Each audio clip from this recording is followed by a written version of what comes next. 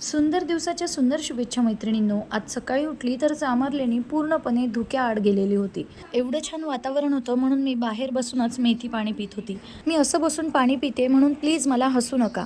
या पोजमध्ये बसून पाणी पिल्याने आपली गट हेल्थ खूप चांगली राहते. ज्याला कॉन्स्टिपेशनचा त्रास आहे, म्हणजेच ज्याचं पोट साफ होत नाही किंवा पोटाच्या काही समस्या असतात, त्यांच्यासाठी असं बसून पाणी पिणं हे खूप चांगलं आहे. हो, आणि पाणी पिताना अजिबात घाई करायची नाही. हळूहळू सिप करून पाणी प्यायचं. शक्यतो पाणी पिताना चांगलेच विचार करायचे, कारण आपण जे विचार करतो ते त्या पाण्याद्वारे आपल्या आत ग्रहण होतात.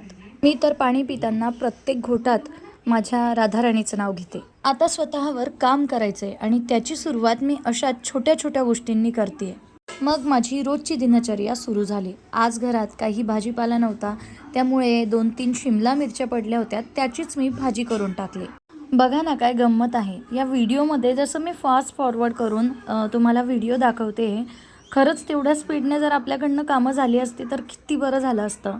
अगदी मशिनीसारखी. मग आपल्याकडे स्वतःसाठी किती वेळ असता. आज ना घरात एकाचाच टिफिन होता, म्हणून म्हटलं फूड ब्लॉगरसारखी तुमच्यासोबतही मी रेसिपी शेअर करावी.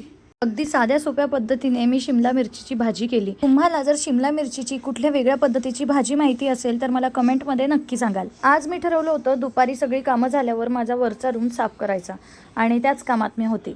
रूम साफ करून घेतला आणि शेवटी सोपे लावतानाचा व्हिडिओ मी तुमच्यासोबत शेअर केला. अरे, हे कुठे पोहोचलो आम्ही अचानक?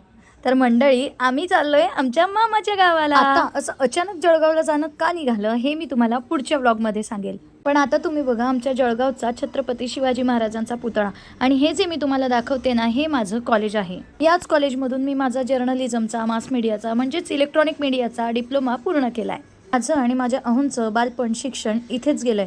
त्यामुळे आम्ही जगाच्या कुठल्याही कोपऱ्यात गेलो तरी जळगाव आमच्यासाठी कायम जवळचं राहील. पोहोचलो आम्ही आमच्या मामाच्या घरी.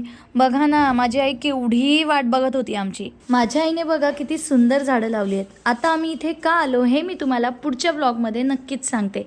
भेटूया पुढच्या व्लॉगमध्ये. राधे राधे.